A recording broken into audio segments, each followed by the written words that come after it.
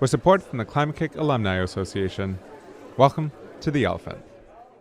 For the very first time in the history of Homo sapiens, we are asking people of different cultures in different continents to agree. Climate change is a fact. All the evidence suggests climate change The is to coastline blame. of South Florida is going to be pushed considerably inland. Make food, Our take politics, everything. extreme events will be the new normal. About Climate change. climate change. Climate change is to blame. No one is addressing it. Time for talking is gone.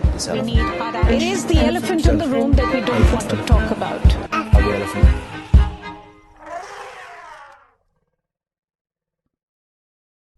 Hello, I'm Kevin Caners, and welcome to The Elephant. This week on The Elephant, we're doing something a bit different. We're bringing you a special live interview. Last week, we were at a Climate Kick event in Birmingham, England, called the Innovation Festival. And while we were there, we talked to renowned glaciologist Martin Siegert in front of a live audience. Now, Martin Siegert is the co-director of the Grantham Institute for Climate Change at Imperial College in London. But the reason we were interested in talking to Professor Siegert was because of his work on glaciology. He's devoted his career to researching and studying ice and seeking to understand the way it behaves. And he's put a particular focus on Antarctica, a place that's been drawing increasing attention from climate scientists. Antarctica's ice sheet is upwards of 3 to 4 kilometers thick in parts, which is so much ice that if it was to melt completely, it would mean dozens of meters in sea level rise. In other words, it's important that we get a handle on how the frozen continent is changing. Martin Siegert has visited Antarctica now 3 times. His most recent trip, in 2012, was for an ambitious research expedition to explore a gigantic subglacial lake called Lake Ellsworth, one of upwards of 400 lakes that are buried beneath the ice sheet and which have been sealed off from the rest of the world for potentially millions of years. During our interview, we spoke about the ways in which scientists study Antarctica, how the ice sheet is changing, and why it matters even for those of us living far away from the poles. Without further ado, let's head to Birmingham for my interview with Martin Siegert. Okay, thanks so much for everyone coming out. So just a quick introduction. Professor Martin Siegert is the co-director of the Grantham Institute at Imperial College London, a world-renowned center for climate change and the environment, which brings together diverse expertise on economics, finance, geography, the environment, and politics. Previously, he was at Bristol University, where he was director of the Glaciology Center, and before that, he was head of the School of Geosciences at Edinburgh University. In 2013, he was awarded the Martha T. Muse Prize for Excellence in Antarctic Science and Policy, and I'm very happy to have Professor Martin Siegert here with us today. Thanks for coming. Thank you. Yeah.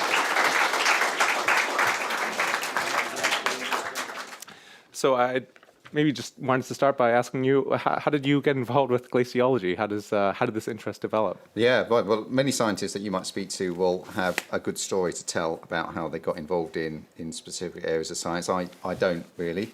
So my background is pretty normal, like many people. At school, I was interested vaguely in the planet that was around me. It's the 1970s and 80s, right? So it was a different time to now. I was interested in the planet around me. I was brought up in a little town 40 miles north of London. It was, I guess, pretty sleepy, nice cosy existence. And I had no ambition at all to get into science. None of my family had ever been to university. I had no expectation about what I would do in my career at all. I was simply sort of chugging along, going year to year in my school days. Pretty good at maths, good at physics, like geography. That was it.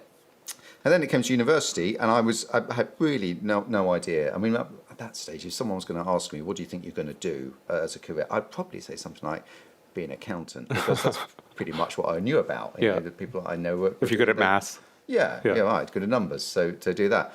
And I was advised maybe you want to take a course in geography or something like that. And I suddenly started thinking about geology as a course, and read some information in prospectuses, university prospectuses about that. Knew nothing about geology, was never taught about that at all.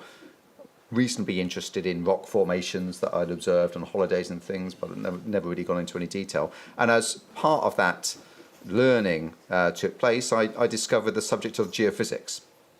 Now, geophysics is another very enabling subject, and to do it, you need maths and physics as a background. And in the area that I work in climate science now, when you talk to other climate scientists, they're all geophysicists, or one way or another. Anyway, so I did that, and got a reasonably good degree. It enjoyed my time, and but then I took some time out from my degree, and I decided to do that. But I needed a job. You can't, taking time out. You can do some things when you take time out. Go around the world or something. Well, I didn't do that. I ended up for a year working in road construction as a labourer. Just as exciting as world travel. Yeah, you're right. I tell you what, after you've done it for a little while, you do appreciate having an office job or something like that, because it was quite strange. My hands aren't suited to manual labour, right? People I was working with were commenting on my hands not looking like theirs, and their hands didn't actually look like hands anymore. So I didn't want my hands to look like this. I had to wear gloves, using a lot of concrete, and it's quite a caustic substance, and I was wearing gloves all the time. There was quite a lot of Mickey taking about that, and I did that for a year, and I was really pleased to do it. It was hard work.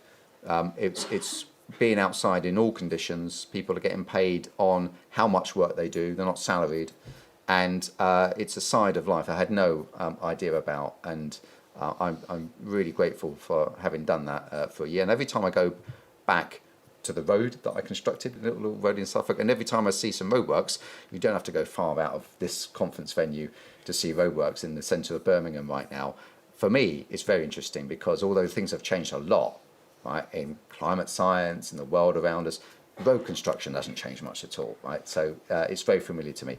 And so was glaciology your escape from road construction? Yeah, because I knew I wanted to do something else, and I didn't know whether that was a job or anything, but I was pretty open-minded, and I was sort of hedging my bets in lots of different applications, and I was getting a few job offers here and there. It wasn't quite right for me. And then I was reading in the New Scientist or Nature or something like that, an advert for a PhD in glaciology, and I hadn't done no glaciology at all, none. I hadn't studied ice in my degree, hadn't studied the ice age in my degree, and this particular PhD was for someone to know about glaciology and work out what the ice sheet in Europe was like at the ice age. But the skills that were needed were geophysics, maths, and physics, and that's what I had. So I didn't have any knowledge about the topic, but I had all the skills that were needed. And like several things that I've done before then and since, and I think it's advice that I would give anybody, sometimes you just have to take a chance and go for it and see if it works out, and be open-minded about things. And if it doesn't work out, then chalk that up as experience. And so I did that, and here I am. Some years later, it was a great thing, and I just glaciology was clearly a discipline that I was well suited to. I just never knew it. And who knew that it would be changing as much as and vital as it is today? Well, very good point. I mean, so whenever you hear about climate change on the TV, the first image you'll see is one of two images you'll see: an iceberg carving off the front of a glacier with a big splash of water, or a little polar bear standing on a sea ice floe, desperately clinging to the last bit before it all sinks. Yeah. So ice is everywhere. Ice gets into everybody's living room almost on a daily basis, certainly on a weekly basis when climate change news is put out there. So, I mean, you just mentioned ice is such a central thing in our understanding about climate change. It's kind of the symbol of climate change. And I think we all understand why it matters, why it gets so much news. We hear about the melting alpine glaciers. We hear about the ice sheets in Greenland and Antarctica as being a really serious risk because of rising sea level. But it was also interesting when I was preparing for the segment to learn that it was because of ice, because of glaciers, that we first started to understand that climate had been different in the past in the first place. Can you tell me a bit about those findings? Well, we have to go back quite a way. So the middle of the 19th century, the world that was around us at that time was a remarkable thing, of course, and it was sort of the same type of landscape that we have right now, obviously, but people's explanations for the landscapes and the sediments and the geology and all those things were pretty much dictated by, in the Western Europe, that is dictated by what was written in the Bible. So a lot of sediments, loose sediments that are deposited in upland mountain regions and all across other parts of various countries are in geological maps are referred to as drift. And drift is a term that is derived from the idea that when Noah's flooding happened in the Old Testament, sea level rose as a consequence, and lots of icebergs were drifting around various countries and depositing their sediment over land. So the fact that we've got sediment in lots of places was explained as a consequence of the biblical flooding. And in fact, it almost sort of was used to reinforce the idea that there is evidence for that particular event. And if you're Republican, maybe still does. Maybe it is. Maybe I should say. Maybe there may even be people in this audience who think that. But the important thing is that there were people at that time who were challenging orthodoxy, and there were the new scientists that were emerging, geologists that were coming out, thinking that actually these landscapes that we're seeing in front of us, in particular in the Swiss Alps and a person called Louis Agassiz, but also in Great Britain with William Buckland, we're looking at striations on rocks. So we're looking at classic upland geomorphological features like U-shaped valleys and all those sort of things, and then going to the Alps and seeing those landscapes actually being created and eroded right now by the action of glaciers, and then going back to the same landscapes in Scotland and other places and thinking, well, the only thing that's different between the Swiss Alps at the moment and these other places is there's no ice in these other places. And so there must have been ice in these formerly glaciated landscapes. And the fact that it's not here anymore means the climate has changed. And then this whole idea about there having been an ice age in the past started to take hold. And then we started getting interested about, well, if that's true, what caused that ice age? What was the cause of it? And early work was talking about the orbital variations of the Earth around the Sun.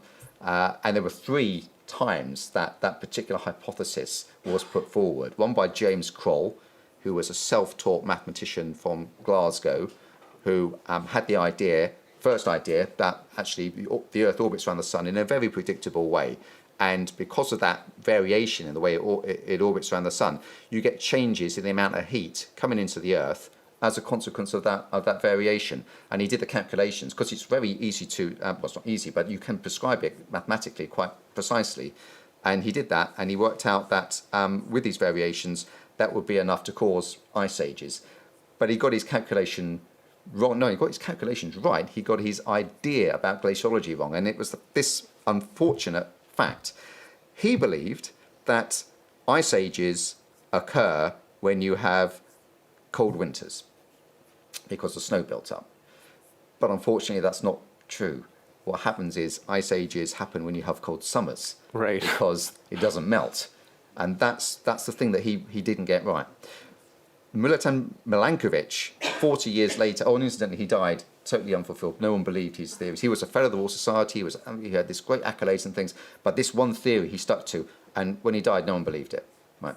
Milutin Milankovic, a Serbian mathematician, picked up the idea, but he also had this idea that actually it's the cold summers that are important. So he readjusted the calculations, and he came up with a much more plausible idea of the ice age being at 20,000 years ago, which it is, or was. But he also died with no one believing any of this stuff. And that's because the changes in the solar insolation that you get between like the maximum and the minimum type of variation is very small. It's a few percent. And people are saying that can't possibly be enough to cause these massive ice sheets to come and go. And of course, the thing that they're forgetting is there are amplification factors involved here and carbon dioxide, which we'll come to in a minute. The thing that clinched it, and this is the third way that it was put forward, was by sedimentologists that were looking at in the bottom of the ocean at the sediments, and they were noticing that in the buried shells of dead organisms, you could measure the oxygen isotope content in those shells in a temporally coherent way. That is, oxygen has 3 isotopes: oxygen 16, 17, and 18, and 18 is heavy, 16 is light. So if you have a bucket of water and you evaporate it, the evaporation will be enhanced with oxygen 16 because it's easier to evaporate. And so when you do that, the water gets enriched in oxygen 18 because it's more difficult to a lot more things than that. But for the sake of this brief discussion, that'll be fine. So the same thing happens when ice sheets form. The water from the ocean evaporates, it dumps itself on the land, and that ice is enriched in oxygen 16. The ocean becomes enriched in oxygen 18, and anything living in it, the calcium carbonate shells, the oxygen in that calcium carbonate will contain that same signature. Right, so seeing the different levels, you can understand. And then when you spot that and you work out how old those sediments are, And then you think about, well, actually, we can trace this oxygen isotope variation. That must be due to ocean volume changes and therefore ice sheet waxing and waning. What is the periodicity of those things? And you do a simple calculation of what is the periodicity of this change. And it's 100,000 years, 40,000 years, and 20,000 years. And those are the exact periodicities that Milankovitch had calculated as the orbital variations around the sun. And that is it. So we know. But it's not enough in itself to cause the ice ages. You need amplification factors. And that is where greenhouse gas modification of our climate is now known about. So that early work in understanding ice ages is really helping us, is a platform really for us to understand modern climate change. And so glaciers first told us that climate change is coming about, and now, of course, today it's a big risk factor. Now, I think we think about the Antarctic and, we're told ice flows, but of course it's hard to actually get a sense of it being this dynamic thing. Can you give us a sense of the Antarctic and how much is actually going on there that we can't actually see at the surface? Well, I'll give you some facts and figures about it. So there's enough ice in the whole of Antarctica to raise sea level globally by about 60 meters. Most of that is in the East Antarctic ice sheet, about 57 or so meters worth of ice in East Antarctica, about 3.5 in the West Antarctic ice sheets. But they have different ice sheets. In West Antarctica, the ice, which in both ice sheets, the ice is 2, 3, 4 kilometers thick.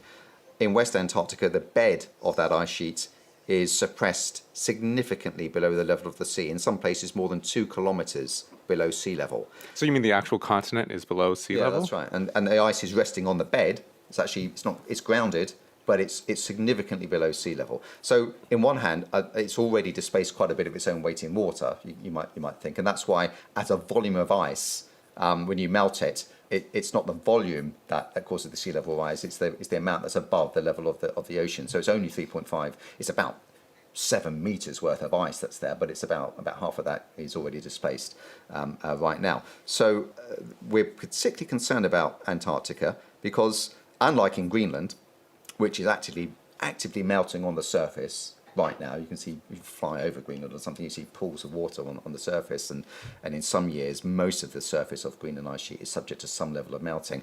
But there's hardly any surface melting in Antarctica. There is a little bit, but it's really negligible compared to other things. So if you look at it, it looks like nothing's happening really. Well, it's indeed, and it's the warm ocean that surrounds Antarctica that is causing the problems. And with ocean warming, both historical ocean warming and what's happening now and in the future, it's that warm water getting in contact with that ice sheet that is causing the ice loss that we are observing right now with satellite altimetric measurements.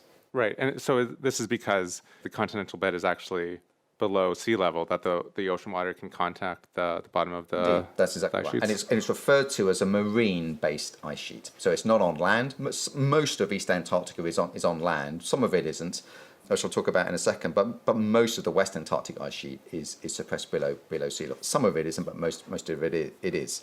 We're also worried about East Antarctica, and that's because it's an order of magnitude bigger than West Antarctica. And so any changes that go on in East Antarctica only have to have, about 1/10 of the same activity and the same amount as in West Antarctica for it to cause the same effect of sea level change.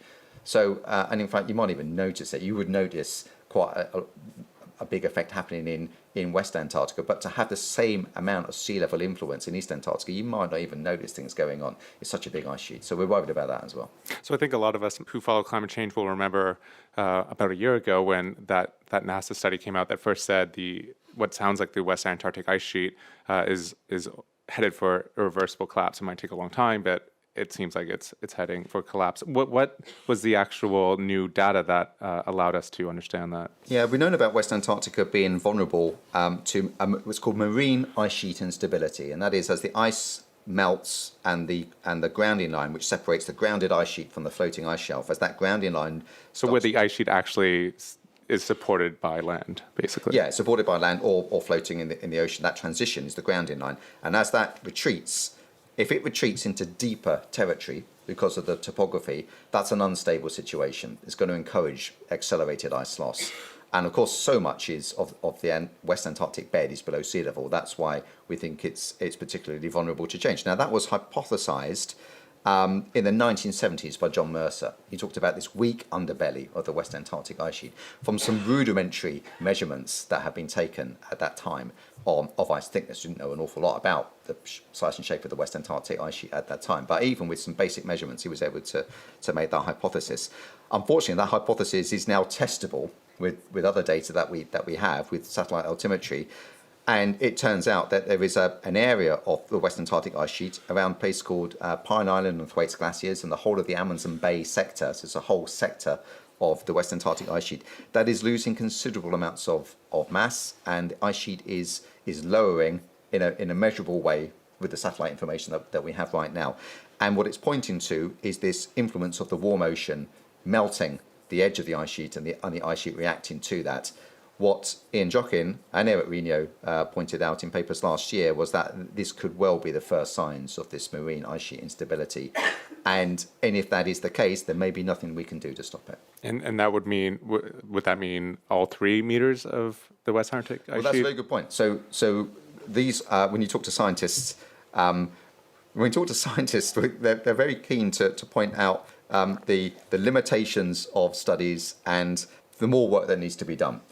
When you talk to an audience like this, it's kind of, we don't want to do that necessarily because it's important to state what the problems really are. But I think it's fair to say that the way that glaciology works is that ice sheets are divided up into sectors, and each sector may operate in a slightly different way. What the knock-on effects of the Thwaites and Pine Island glaciers retreating are going to be for the other sectors is an important question. And it turns out that the Pine Island glacier is fairly largely contained within a sort of topographic valley. So if it retreats, its retreat is going to be constrained by that subglacial topography. But in Thwaites Glacier, that's not the case. There's an extremely large, deep basin that Thwaites Glacier is going to be retreating into. And if that is accelerated ice loss through that deep trough, it may well be that the whole configuration of the West Antarctic ice sheet will change, and then we're into sort of an unknown, quite how the West Antarctic ice sheet starts behaving in that situation. I guess there are some caveats. Firstly, we need more information about the bed topography, and we might come to that later, of course, and that's very important. And we also need numerical modelling to try and understand when you have a chunk of the West Antarctic ice sheet that comes up, how does the rest of it behave? It's also worth noting that we need to talk about timeframes over which these changes might occur as well. And we can look back in geological and glaciological history in the Ice Age and how quick can you actually melt an ice sheet, and you do need centuries or even millennia to do that. But as I said previously, if the hypothesis that John Mercer had come up with has now been proven, then the changes that we're seeing in Antarctica may well be irreversible. So how do we actually study the composition of Antarctica, like how deep the ice sheet? So you mentioned satellite measurements. Can you explain how that works? And we use planes as well with radio waves? Yeah, it's worth noting that it wasn't so long ago we knew very little about the Antarctic ice sheet. We had the history of Antarctic exploration, which is something I've been interested in for a little while, really kick-started in 1957 and 1958, where there was an international geophysical year. It was just after the Second World War. There have been lots of developments in technology. When we talk about war, what is it good for? Developing computers and planes, I guess. Yeah, that's right. And scientific instrumentation, as it turns out. And it's true that geophysics was a major beneficiary of some of the techniques in radar, for example, that was developed in the Second World War. And it just so happens that ice, when it's particularly cold, say minus 10 degrees centigrade, is virtually transparent to very high frequency radio waves. So if you have a radar, like the sort of radar you would have in air traffic control, but rather than point it up into the sky, you point it down into an ice sheet, those radio waves pretty much go straight through the ice. But they rebound and reflect where there's a change in the electrical properties, a sharp change. And so the electrical properties of ice are very different to the electrical properties of rock or sediment or water, and so you get a radio wave reflection from the base of the ice sheet. And before we knew about that, we were using seismics to determine ice thickness, and seismics is a pretty good way to get ice thickness measurements as well. But to get a really good measurement, you have to dig a borehole 50, 60 meters, something like that, set off your charge like an explosion, and then another borehole where you might put your seismic receiver, and you set off your explosion, and the two-way travel time of that sound wave is, the sound wave goes down, it gets reflected. You measure the difference in time between when you set the charge off and you receive the sound. You know the velocity of the sound in ice, and you can work out what the ice thickness is, right? Great. But that takes about a day to do. The whole experiment takes about a day to do because you've got to drill those holes. And you have to get there. Well, you've got to get there for sure. That's true. But if you use radar and you put a radar on an aircraft, you can get a measurement every second if you wish to. And you can fly your aircraft at 200 kilometers an hour, right? And you're getting instant coverage. And when that was done in the 1960s, this whole technique was developed, it increased the rate of data acquisition of ice thickness and bed topography in Antarctica by 5 orders of magnitude. It was one of these amazing incidents in physical discovery of our natural world that many people don't know about. But in the 20th century, in terms of things that really made a difference, I would rate that as being one of the most significant. I mean, I might even rate that as being as important as the marine chronometer or something in terms of the latitude prize and understanding where you were. We discovered in the 1970s 40% about the base of the Antarctic ice sheet through that type of technique. So instead of one day just getting one point, you can fly over a whole giant area. Whole thing, and thousands, hundreds of thousands, millions. I mean, now we're flying aircraft in many places. But it's interesting to note that right now, there are still 2 places in Antarctica that you can stand on the ice sheet surface. And we know a lot about the ice sheet surface because of satellites. We're talking about what's underneath the ice sheet. There are 2 places you can stand, and you can be 200 kilometers away from a single point of data about what's underneath the ice. So there are 2 regions the size of Scotland in Antarctica that we know absolutely nothing about. Those have an interesting name. The poles of ignorance, is it? Poles of ignorance. There are 2 of them. That's right. And but there were plans coming up this coming Antarctic season to fill those. So I'm involved in a program with American colleagues and Chinese colleagues and Australian colleagues. We're going to, not me personally, but we're going to one of those places called Princess Elizabeth Land to fill in that. And there's another team that's going to the Bailey-Sessa region to fill that gap. So maybe in a year or 2, we'll have our first complete coverage. But it's true to say, it's absolutely true, that we know more about the surface of Mars than we do about the underside of the Antarctic ice sheet. In terms of that topography? Yeah. And it's also true to say we know more about the surface of half of Pluto than we do about the underside of the Antarctic. Well, it's true from a couple of months ago. Because of the flyby? Absolutely. Not the other side of Pluto, but the side that we've got measurements of. And it's so fundamental, understanding the topography of the Antarctic ice sheet, to our ability to model the ice flow. I mean, the way that the ice flows, it's affected hugely by the topography underneath. And so it's a crazy situation that we have all the techniques available to get a proper, thorough coverage of Antarctic topography. We've got every reason to want to do it. And yet, still right now, we don't have it. I just have a quick question. For flying across Antarctica, I mean, where do you actually take off and land from? Do you have to fly from South America? It depends what aircraft you use. So in the 1970s, there were very long-range aircraft were being used. Hercules C-130 transporter aircraft from the U.S. Navy, and these are great big things with antennas on the wings, and they're ski equipped. But you pretty much have to land. So they could actually land on the ice sheet. You absolutely land on the ice sheet, usually with a groomed skiway, so not a bumpy part of the ice sheet.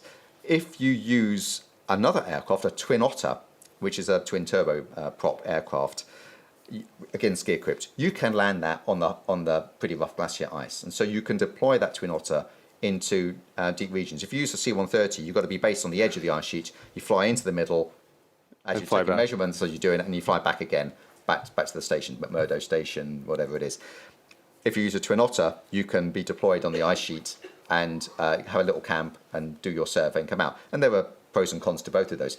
There's an intermediate version, which is a Basler aircraft, which they've all got very interesting histories because you don't make Baslers anymore. They're all reconverted old Dakota aircrafts. And everyone knows that anything about aircrafts. Dakotas are DC-3s. And DC-3s are old aircraft. The one that we've been using in Antarctica a fair bit was first bought, so the serial number of its frame was first bought by the Canadian Air Force in 1942. It almost certainly was involved in the D-Day landings, Oh, wow. right, and the Allied landings. And these aircraft were used for parachuting people in, paratroopers and things, and they were used to send paratroopers into Arnhem, that ill-fated attempt to defend a bridge, hence the Bridge Too Far film. Some of these old aircraft have got bullet holes in them. And they're They've still all flying? been patched up. Okay, they've all been that's patched good. up. But of course, this one, the one we're using, doesn't have. But they've got new engines, avionics. Everything's completely different. The frames are the same, and they're wonderful to work with in Antarctica. They are ski equipped as well, so you can land them. They're a medium range aircraft, so you can still fly from the edge into the middle at much less cost than a C-130 Hercules aircraft. But they're amazingly durable as well. So they're sort of good workhorses for this type of work in Antarctica. And so when they first did those flyovers in the 1950s or 60s, was there anything that was really surprising about what they found? No, we knew absolutely nothing about parts of the Antarctic ice sheet. I mean, doing this type of work, you get a bit blasé about it when you. This won't be possible in maybe just a few years' time. We fly aircraft into parts of the Antarctic ice sheet where we know nothing about. It's pure exploration. And you look at the oscilloscopes and the images and the data that immediately comes back, and you see, well, we're seeing mountains and valleys that no one has ever seen before. It's like an amazing thing, and you get a bit punch drunk about it all because you just don't see it for its sort of true value. Oh yeah, another mountain range that we just discovered. Just write that down. What they found in the 1970s was all of that thing, but one thing that surprised them was the presence of a lot of water underneath the ice, and in particular, certain pockets of water which can only be described as lakes underneath the ice. And some of them are maybe 10, 20 kilometres in length. They're unmistakable in the radar survey. You've got rough topography and hills and valleys, and then like a mirror-like flat surface, which can only be from an ice-water interface. And of course, the very big Lake Vostok, which is 250 kilometres long.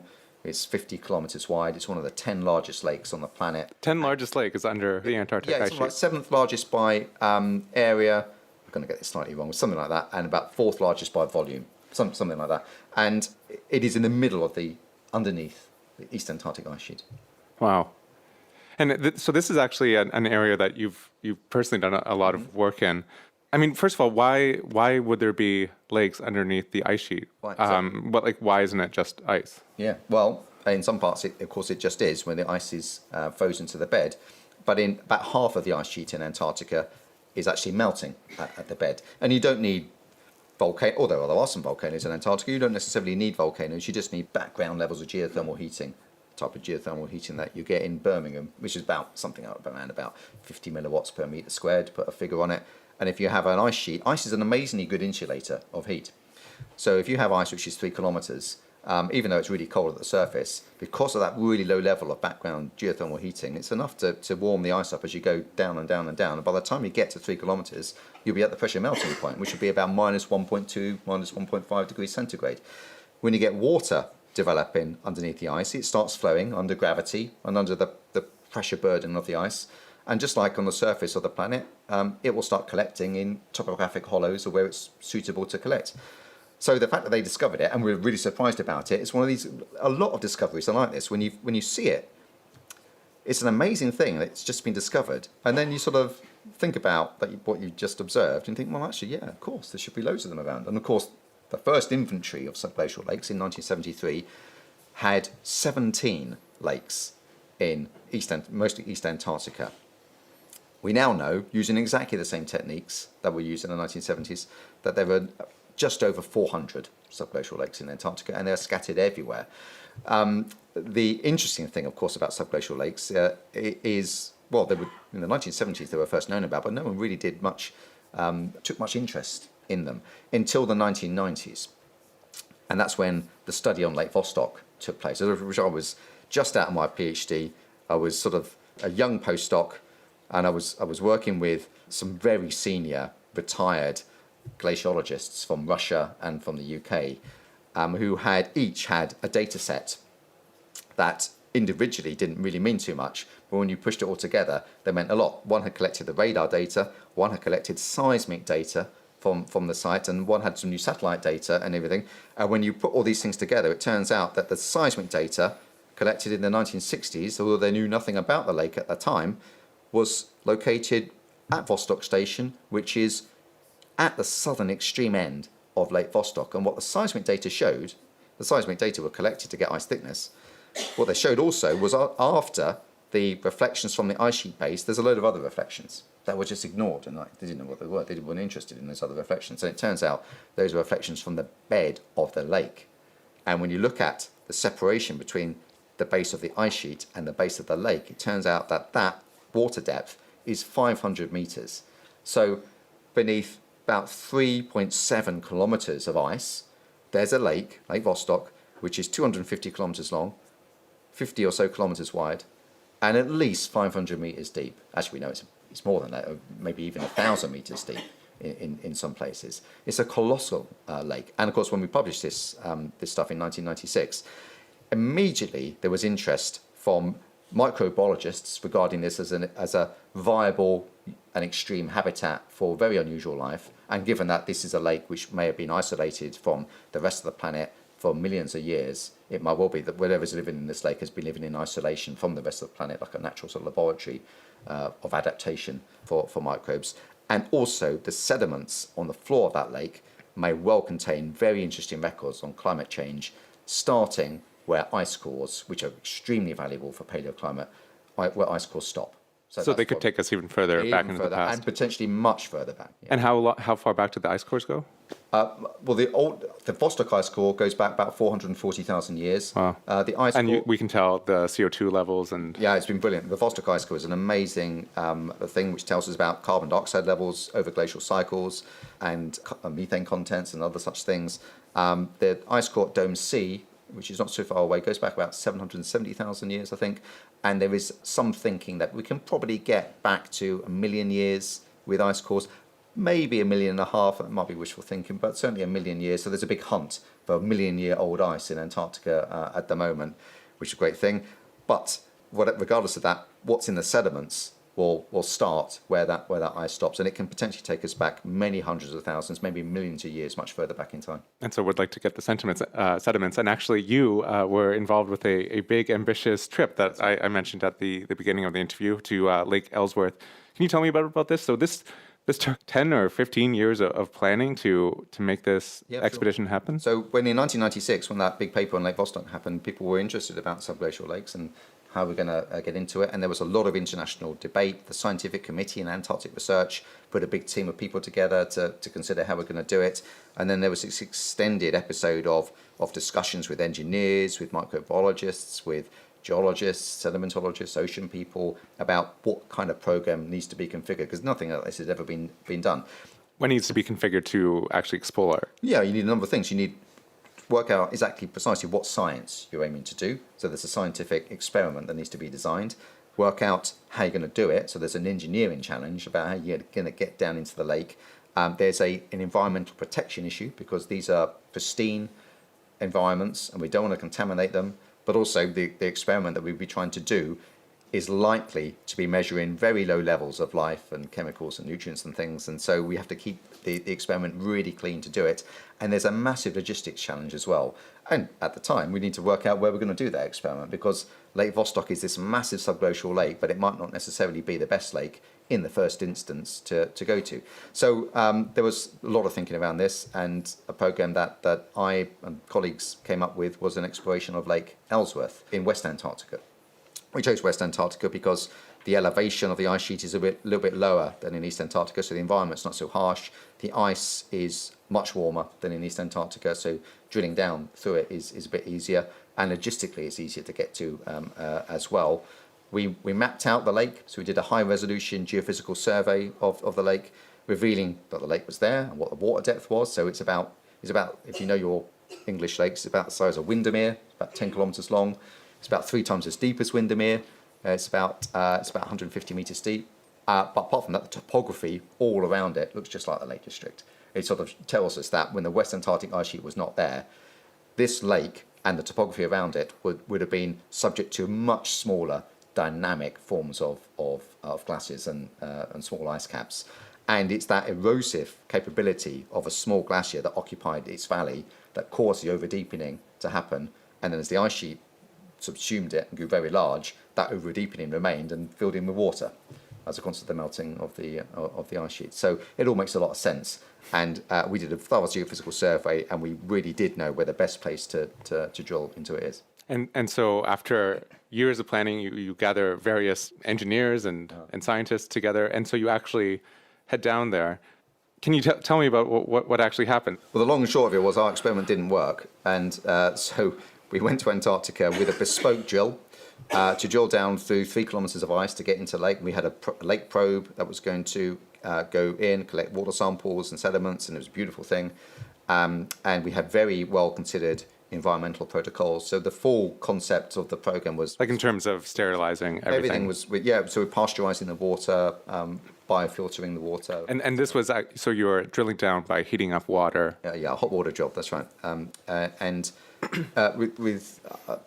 So you have a project that doesn't work out, and I'll explain why it doesn't. A lot of people think, well, that's the end of it all. But actually, in Antarctic science, it's kind of a normal situation that you have a program that just doesn't work out in the first instance the way you do it. So what you have to do is understand what went wrong, and work out what the lessons of that failure are, and work out whether you actually can solve them, because it might well be that, having worked out what these lessons are, actually you didn't appreciate it at the time, but you can't solve these things. You can't do what you tried to do.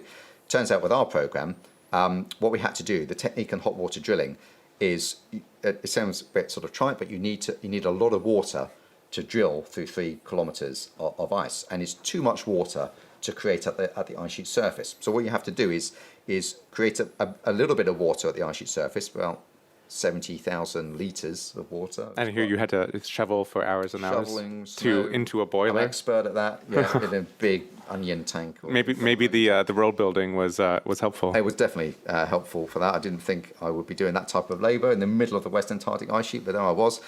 But you can get down to about 60 or 70 meters, maybe a little bit more than that, but you can't get down much further. So what you do with the technique is you have 2 holes that you drill. The first hole you drill down, and then you leave your hot water drill on, and you create a very big reservoir underneath the ice, and that is the water that you will use to go down much further. The technique is that you have to have a pump in that particular hose, and so you can recycle the water that you just created back to the surface, heat it up, pasteurize it, and then put it down the main borehole. Now the main borehole goes right next to it, quite close, about 2 meters away next to it. Now that was all working very nicely, and we created our first borehole with our big reservoir, and that was all working really well. But the technique that we needed to do was to link the second borehole into the reservoir. That's absolutely essential that we do that for circulation reasons and for some hydrological reasons as well. And we tried and tried and tried. We just couldn't find that link. We couldn't find it. And when you're doing this type of work, it's exhausting, because the more you're trying to find that link between the main borehole and the reservoir, the more you're losing fuel, the more you're losing your surface water, and the more tired you're getting, because you're shoveling snow all the time.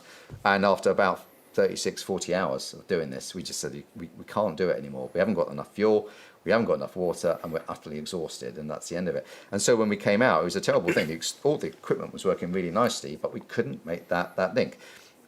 Now when we look back at it, getting back into the UK, it was a terribly disappointing. And how does that first feel? Like you spent 12 years planning this. It's one thing to say afterwards, like, of course there are going to be difficulties, and oftentimes in Antarctica you don't succeed on your first try. But yeah.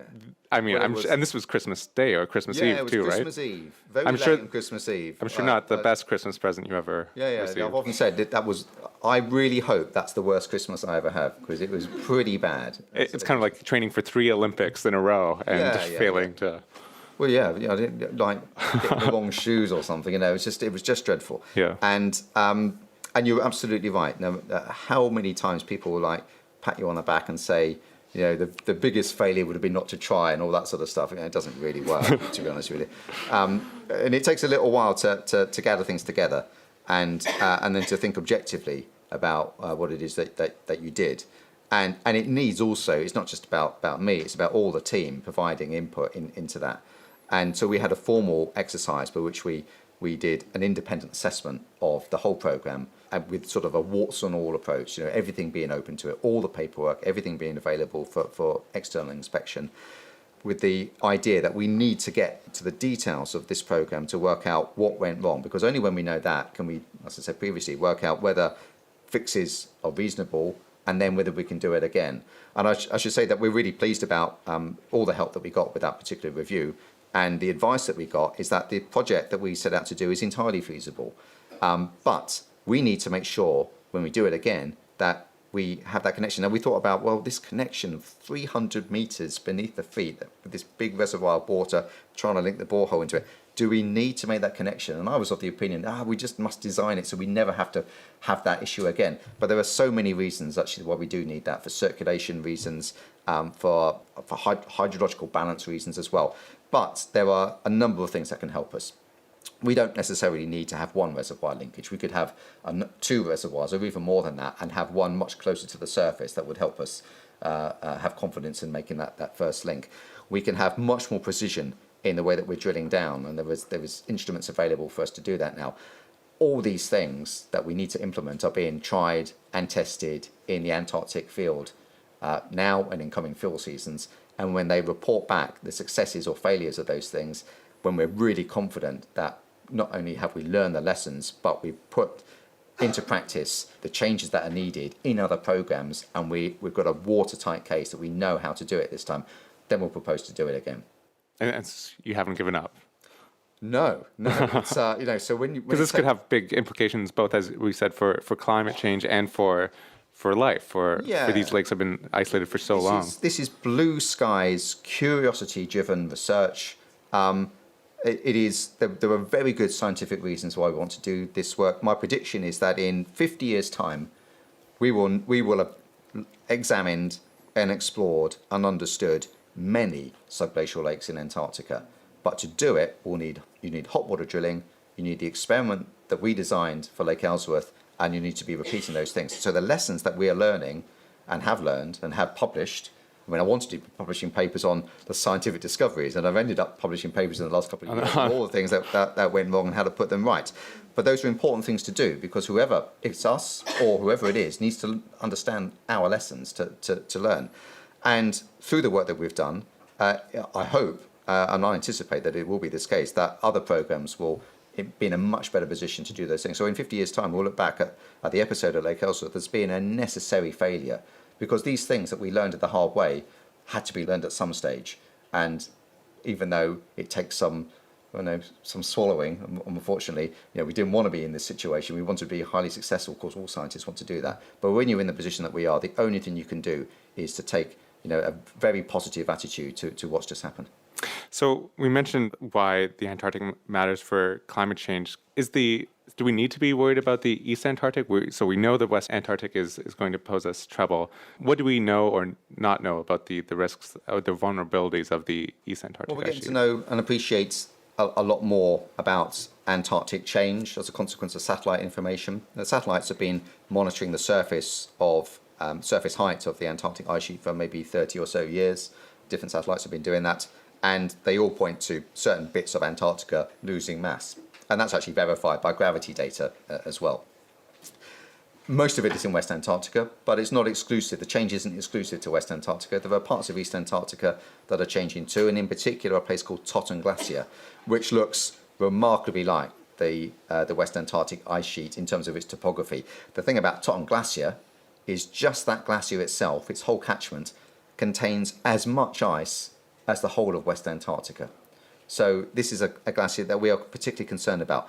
And it's like the Totten Glacier itself is just a little bit on the ice sheet edge, but its catchment is very large in the ice sheet. So Totten Glacier basically acts as a plug of this whole expanse of ice. So if that goes, then the whole... Yeah, we're worried about it, and we're worried about the change, and we need to understand how change in Totten Glacier will be translated backwards into the ice sheet, and how the ice sheet will become mobilized as a consequence of the change in Totten Glacier.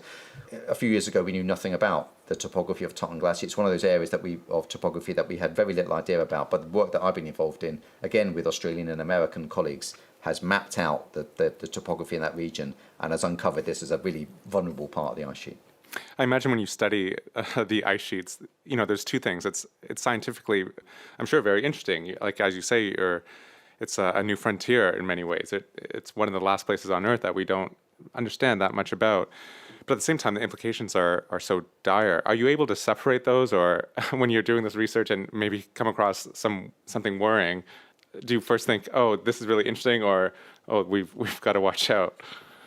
Scientists are always really good at making the most of their results, I find. And so we're always keen to understand. It depends on what community you're speaking to. So some of the work that we've done on Totten Glacier has been concerned about what the potential sea level implications of these things are. And it's important to get that information out because, as I said, it's about the size of the whole of West Antarctica. And so that's important to know these things. But with the same data, we're also understanding the more sort of nuanced and detailed processes of the way that ice flows and the way that water flows underneath it, which might not necessarily be of interest to a big sort of public audience, but from a glaciological perspective, it's still new knowledge that helps us build better models of the way that the ice sheets flow, which makes us make better predictions of the future. So all these things are part of any scientific program, I think. As we get towards the end of the interview, I think Antarctica, it feels remote. It's hard to worry about in some ways because it just seems so impossibly far away from our day-to-day experiences. You said something interesting when I was researching for this interview, and kind of scary, that because of gravity impacts, it's actually in the northern hemisphere that from this melting water that sea level is actually going to rise the most. Can you explain the reasons for that? Sure. In the 1970s, it was appreciated that the big ice sheets around the world, Greenland and Antarctica, have such a large mass that they have a significant gravitational attraction, so the sea level around Antarctica and Greenland is artificially high than it would be if the ice sheet was not there. So it actually kind of pulls water a bit to water. So the funny thing is that if you got rid of all the ice, say in Greenland, sea levels on the margin of the Greenland continent, they don't go up, they actually go down, because you lose the gravitational attraction. So because all the water melts, the gravitational effect it's not there anymore. The gravity effect is not there because the ice sheet's gone and it's all been distributed around the ocean. So the sea level goes down around Greenland. It turns out in the UK, the further away from Greenland you go, because that effect, the gravity effect, is relative to the fourth power of the distance. Around about the UK, it doesn't really make much difference. So from a very selfish perspective, if the Greenland ice sheet decays, well, we don't really care about that in Britain. There's probably other reasons where you might want to care, like the whole shape, the orography of the planet, and the way that the storm tracks might flow. But from a sea level perspective, we're not too worried. But in Antarctica, because we're so far away from Antarctica, we in the Northern Hemisphere, in the UK and other parts of Europe, we will see the maximum influence of sea level implications from melting of the Antarctic ice sheet. So even though, as you say, it is a remote place, it is somewhere where we're still exploring. It seems like an otherworldly place. The changes in Antarctica are going to be felt in the other part of the planet, i.e. where we are right now. And that is why we all should be taking notice of the Antarctic ice sheet. And is the sea level rising right now? I mean, because of this melt, can we attribute some of the small changes in sea level rise to the melt going on? So most of sea level rise that's going on around, it's about 20 or so centimetres since the records began in the middle of the 19th century or so, and predictions are going to be somewhere around 50 to 80 centimetres over the next 100 years. So it's increasing, the rate of change is increasing. Half of that is due to thermal expansion of the oceans. So the oceans are getting warmer, and as a consequence of getting warmer, the ocean water expands, and so sea level rises as a consequence of that. Slightly under half of it is because of the glaciers that are melting on the planet.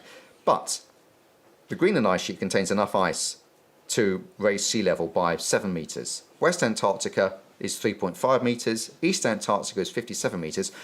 All the other glaciers, all around the world, and there are hundreds of thousands of glaciers, put them all together and melt them all, you get 50 centimetres of sea level change. And so in terms of future sea level change, even though glaciers, we don't want 50 centimetres of sea level change, it's the big polar ice sheets that are going to cause the biggest influence on future sea level change. And that's the biggest uncertainty in our predictions of sea level change come from what's going to happen in Greenland and what's going to happen in Antarctica. And there is potential for many meters of sea level change in the centuries that are ahead of us. And our problem is we may be locked into those changes.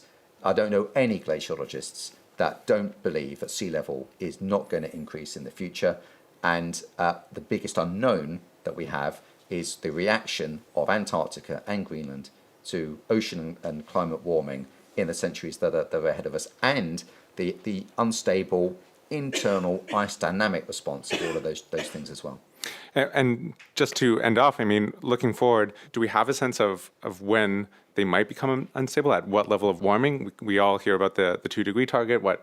Hopefully we're going to get the world underneath. So one is this unstable reaction to processes which are going on right now, i.e. in West Antarctica, and the marine ice sheet instability, and that might be happening. But it will take centuries or maybe millennia for that to happen. And we can tell it takes some time because the Ice Age took about 10,000 years for all the 7 or 8 degrees centigrade of warming, and it took about 10,000 years to get rid of all that ice. So it takes some time, but it is inevitable that it happens. And sea level rose from the Ice Age to, when it was 10,000 years ago, the start of the Holocene, by 120 meters. Right? So that was natural climate change causing a big reaction. So what I take from that is it's entirely possible that sea level can go up by several meters. It might take some centuries, but it's inevitable that it will happen, and we're going to have to deal with that. Where's the ice that's going to come from? Well, it's in Greenland and it's in Antarctica. And where's the evidence that it's happened before? Well, it's in the last ice age. So what we're doing at this moment, this amazingly stupid experiment with our planet and warming it up, well, we pretty much should be no surprise at all that the ice is reacting to that change, and the sea level is going to go up as a consequence. And I guess the higher we let it, the temperature get, then the greater the risk that the whole system will become unstable. Again, you can go back into some time. So we're heading in a world where already over 400 ppm of carbon dioxide in the atmosphere. When was the last time that happened? You've got to go back 3.5 million years into the Pliocene. In the Pliocene, sea levels were 5, maybe 10 meters higher than they are right now. That's because there was no Greenland ice sheet and there probably wasn't a West Antarctic ice sheet. And that's because that's the natural Earth system in a world with 400 plus ppm. Where we're headed even further, if we don't do anything about it and we go over 1,000, right, which is sort of the worst case scenario predictions for the end of the century, then you're going to have to go back something like 60 odd million years, where there were dinosaurs around on our planet, and Earth was much, much warmer. So these are stark lessons to learn from geological history about what the world is like when carbon dioxide levels are at certain values, and what the ice sheets are like and what the sea levels are like. It doesn't happen instantly, right? Geologically, it's quite quick. It happens over centuries and millennia, but those changes are inevitable. It's like when you have an oven and you turn your oven on to 180 degrees. It doesn't instantly heat to 180 degrees, but it will do unless you turn it down. It's inevitable it will happen. And the experiment with this planet, there are inevitable consequences that we just have to appreciate. And one of them is when you warm the planet with carbon dioxide feedbacks, the ice will melt. It's a substance that melts at 0 degrees centigrade when there's more heat, and sea levels will go up. It's obvious. Well, something to keep in mind as we head into the all-important COP21 in Paris. Indeed. Well, it's a fascinating area of research, if somewhat worrying. Martin Siegert, thanks so much for coming on the show. A pleasure.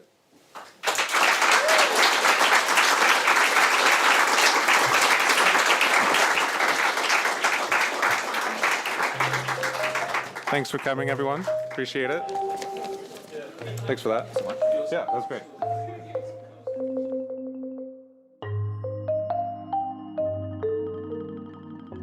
And that's all for this episode of The Elephant, recorded live in Birmingham.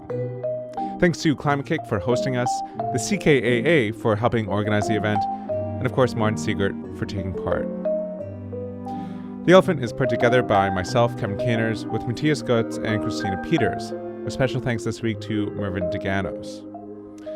This episode was made possible with funding by the CKAA, a European society of entrepreneurs, scientists, students, professionals, and policy officers working to create a climate-resilient society. Find out more at ckaa.eu. You can find The Elephant online, wetelephantpodcast.org, or say hi on Twitter. Our handle is @elephantpodcast. And as always, you can find us in iTunes or on SoundCloud. I'm Kevin Caners. See you soon.